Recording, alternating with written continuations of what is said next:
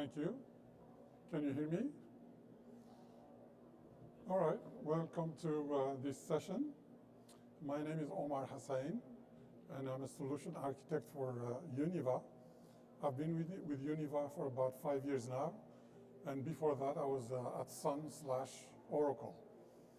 So we're going to be talking today, I share with you the HPC migration to the cloud. So our company profile, I'm just going to go through a couple of slides, give you some marketing information about our company.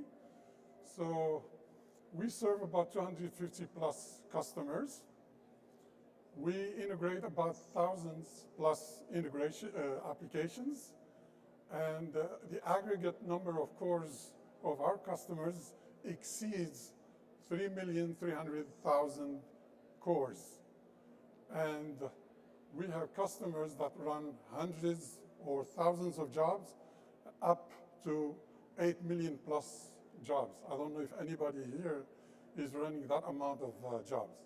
But all I know is that the company that does that is actually here on this floor. So the Univa market presence by industry, so we serve several verticals: the energy, government, finance, life science, manufacturing, and transportation. So the EDA space occupies a big chunk of our market. So as you see, Siemens, Mentor, Synopsys is missing, Samsung, and others. We cannot just put the whole list there, otherwise it'll occupy the whole slide. So there has been an HPC market shift in terms of cloud strategy. So 3 years ago, Univa conducted a survey, and at that time, I would say less than 5% of our customers thought even about cloud. So they had zero knowledge about cloud or zero thinking about going into the cloud. So if you fast forward to 2018, last year, we had a survey, and as you see the results of the survey, 61% that we surveyed are open to the cloud or are already somewhat in the cloud, which means they can just create an instance to the cloud, but without actually having a cluster on the cloud. And the other 16% has deployed or planning to deploy. So you see the difference in terms of percentages. So out of this 16%, the hybrid cloud is 70%, and the cloud only is only 30%. So our product supports both solutions, the cloud only or the dedicated cloud as we call it, or the hybrid cloud. So as you see from that quotation from research director at Gartner, in the past 18 months, this is in 2018 by the way, 100% of the inquiries were regarding cloud migration. So the Univa product lines. We are known for Grid Engine, and Univa has been doing it since 2011, I believe, before I joined. So, and for most of you who know Grid Engine, it's a workload scheduler, and it scales applications, and of course, as I said before, it applies to so many verticals, so it's pretty much a flexible product. The second product that we have is Navops. And this Navops, we call it actually Navops Launch. This is the glue or our solution, our cloud strategy or our cloud solution that takes these clusters. For the moment, we support Grid Engine. So for our Grid Engine customers, the Grid Engine clusters can be moved or extended to the cloud by using this new solution that we came up with. So we are at this point now at version 1.xx, and the version 2.0, which is a lot more powerful, will happen sometime in the fall. So balancing the on-premise and public cloud usage, this is the million-dollar question. Or the value proposition. So how, and as you've heard the panelists earlier, or the themes of all the presentations that came through this, this theater, they're all talking about the same thing. Is it going to be expensive? How am I going to automate? How am I going to get rid of the idle nodes? So all the cloud issues that customers have, we try to address with the Navops launch. So as you see on the second bullet, we have an automation engine or a policy engine. And that policy engine ensures that the public cloud is only used when necessary, right? So we do make sure to provide the rules and also extend the rules for customers who have different use cases. We help them get their rules set up and configured with our product to make sure that they're using efficiently the cloud. And as I said earlier about the 2.0 version, we'll have that third bullet, the cost efficiency dashboard.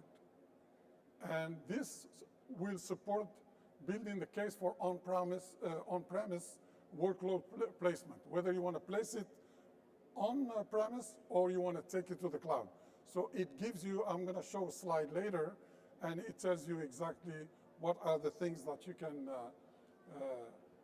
distill from that particular dashboard. So as you see, so the Navops launch sits right in between Grid Engine and the cloud, right? So it will either tell Grid Engine to, get these instances to the cloud, and they will be part of the cluster, the on-prem cluster, in the hybrid cloud solution. So I'm going to talk about it a little more. So let me tell you about first the dedicated cloud. So the dedicated cloud, if you look from the left, the launch, which is our solution or our product, sits actually on the cloud, and the Grid Engine cluster with its QMaster node sits on the cloud. So everything is on cloud, it's dedicated. So if you have a workload that you want just to quickly run on the cloud, you don't have to do a hybrid solution, because this is a few seconds to a few minutes, and you get your cluster up and running, and you can run your workload efficiently. The second solution, this is a lot harder. I have worked with customers trying to implement this, and this part, the VPN and the local network stuff can be really painful. So we have the on-prem infrastructure, like you always have on-prem if you use Grid Engine. So you have all your clusters sitting there. And if you decide to go with a hybrid solution, then you install a launch instance on the cloud. So that launch product is on the cloud. And those instances that will be created, of course, they will be on the cloud. However, these instances sit on the cloud, but they will be part of the on-prem cluster. So if you do a qhost or qstat or any command that will get or fetch information from the Grid Engine cluster, it will show those instances that are on the cloud. And the other part, the data management. For the data management, we have a very poor man's solution. But for those of you who actually have massive or intense data that you need to deal with, this is not me, right?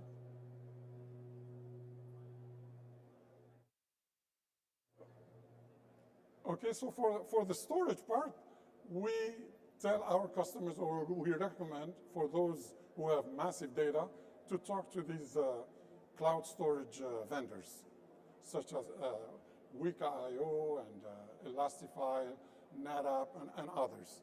And I think you mentioned yesterday, you had a slide which I actually took a picture of, where it lists all the cloud storage vendors.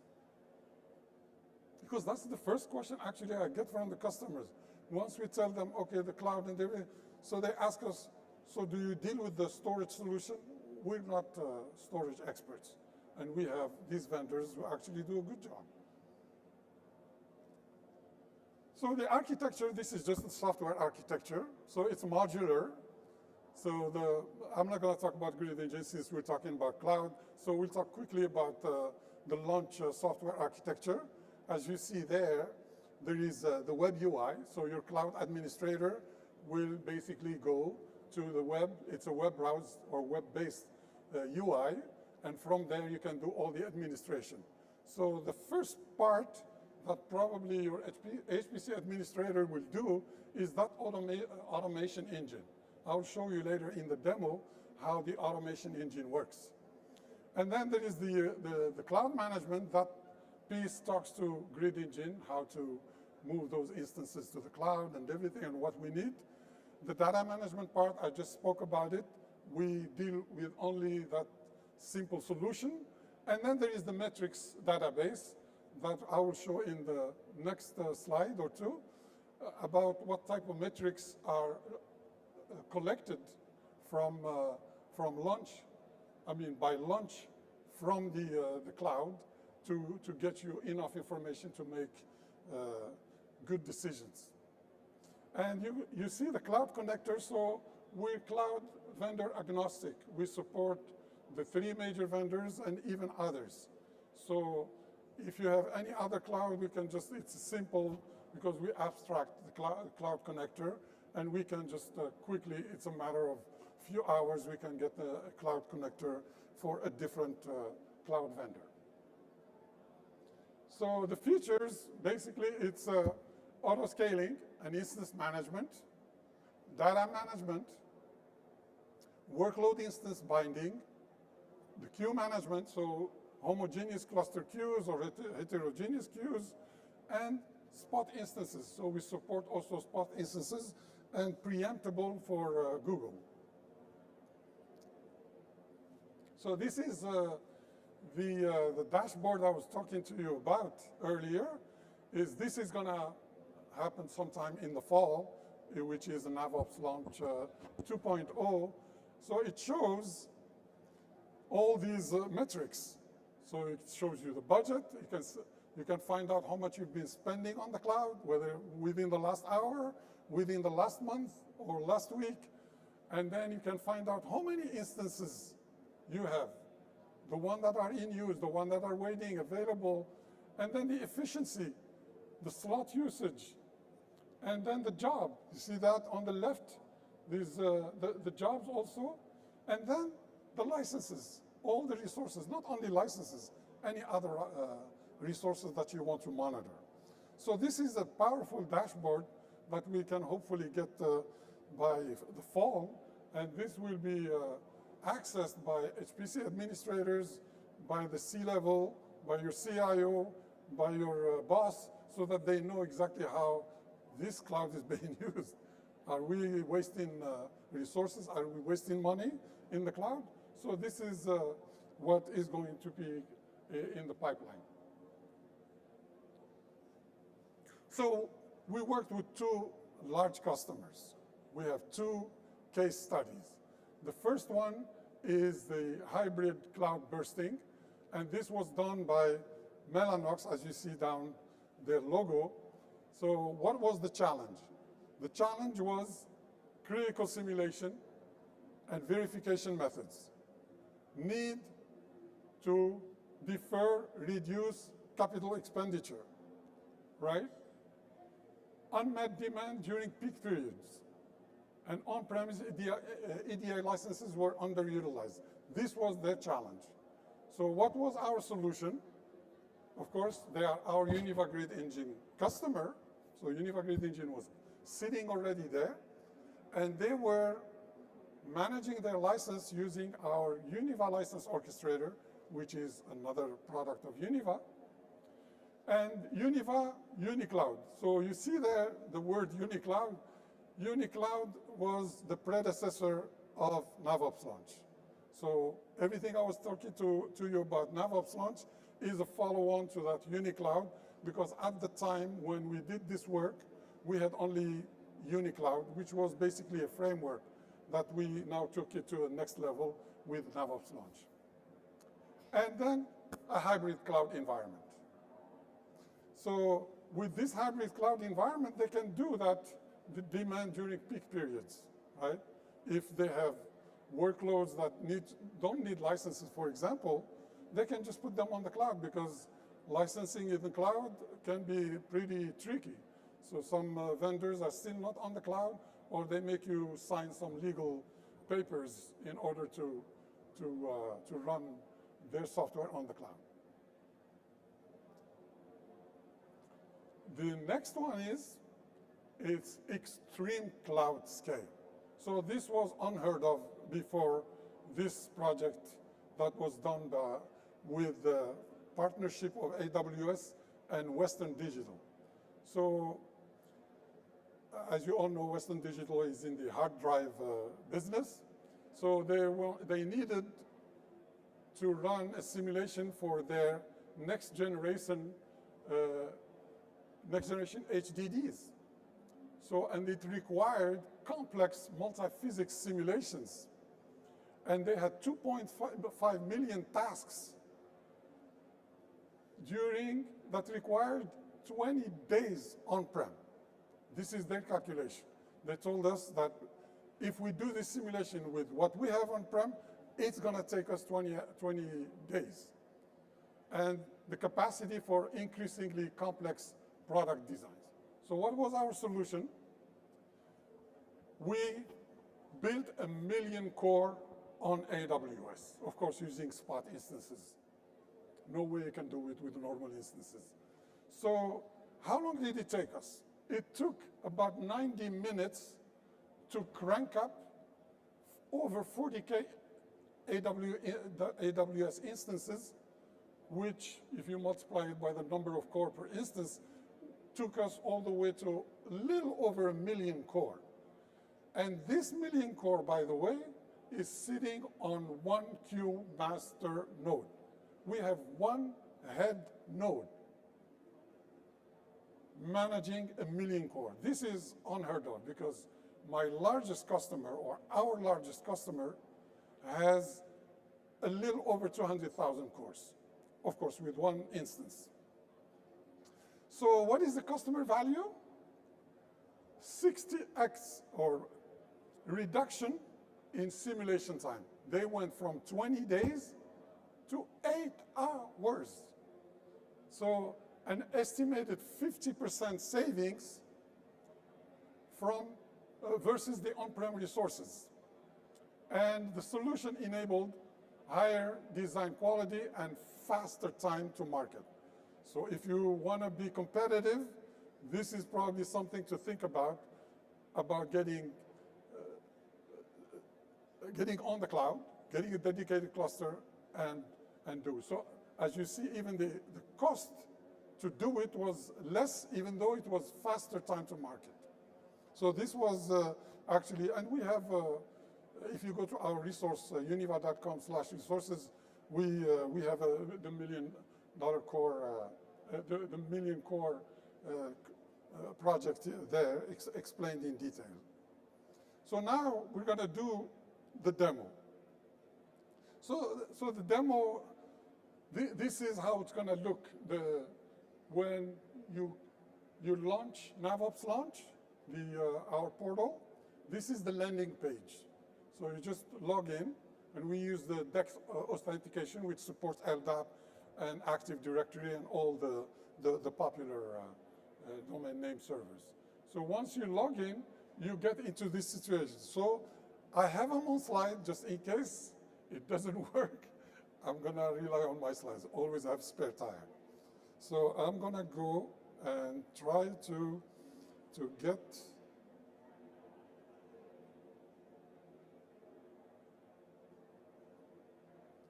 Okay, here we go.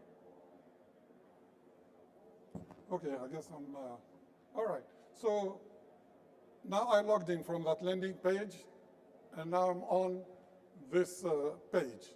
This page tells me that I have an installer and I have monitoring reporting. So I have two instances now on the cloud. The first one is the Navops Launch installer with a Grid Engine head node already there, right? So the minute you install Navops Launch, you already have like a cluster with the head node. So now, if I go to node list, okay, it's node list. So I go to manage, and I say create nodes. Now I don't have any nodes, I have only the head node. I don't have compute or execution nodes. So I will go and do, okay, so I'll put the G small, just a small instance, just for sake of demonstration. And then I choose the profile. So it's a compute node. So I click on the compute node, and I put default count. Let me put 2. So I'm just going to create 2 nodes. Add.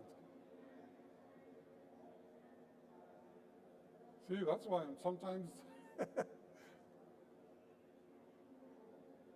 says API unavailable. See, I told you. Things.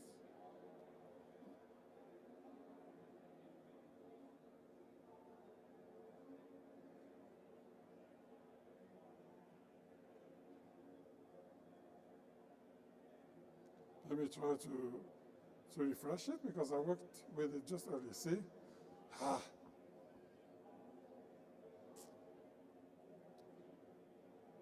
I'm connected.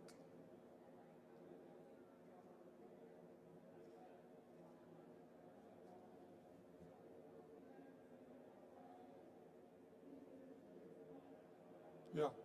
So, bad luck. And I'm glad I have my, okay, let me just put this on.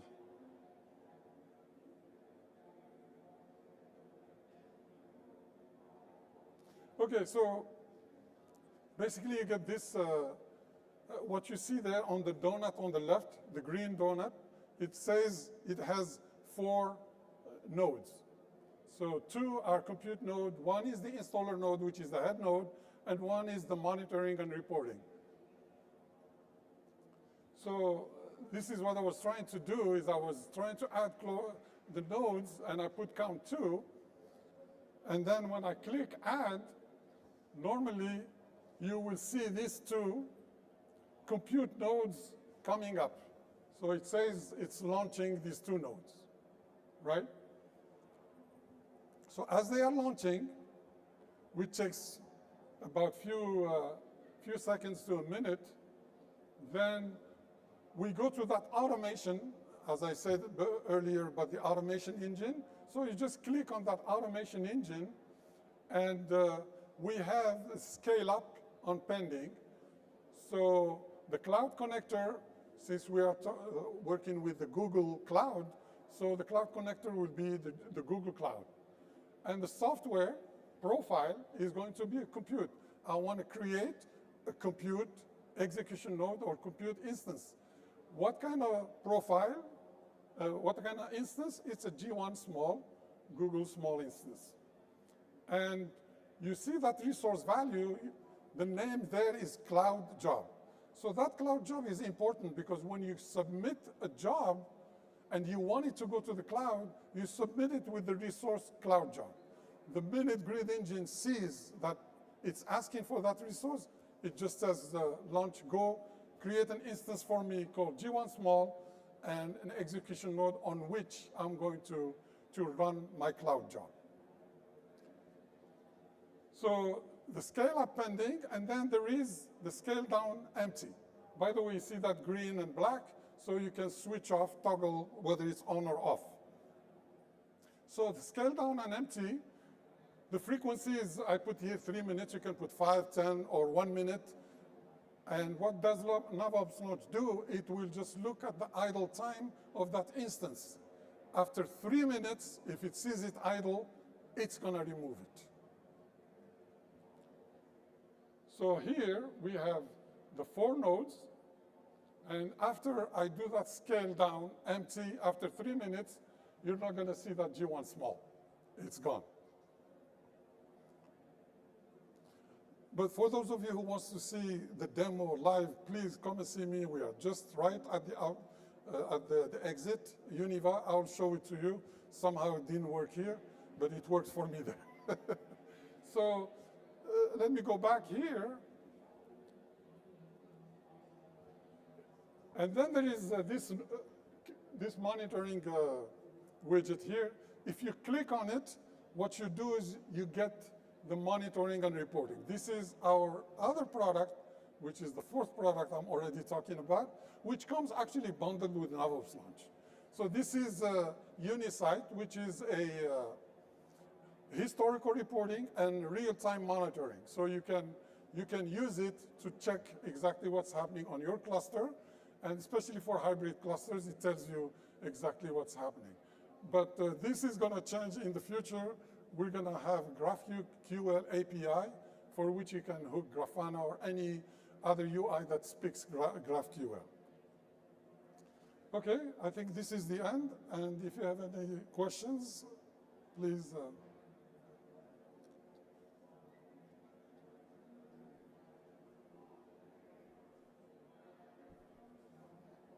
Quick question on, it looks like the infrastructure is provisioned. When you do the infrastructure, is the application, the EDA, is it already on those images, or how does that work? And then how does the simulation, with the job you're trying to run through it, how does it get into the infrastructure? Well, it all because what we give is, we give them the baseline stuff. But if they want, if customers have applications or vendor software, that we add it to the image, and the customer can create a snapshot of that image and create an image instance, an AMI, like they call it. And basically, when you launch it, it will run. It will be available there for them to use on the cloud. When you guys did a press release on the 1 million nodes, that was impressive. I remember that. I think it was the beginning of this year or something. But late last year. Yeah, that was impressive. Yes, thank you.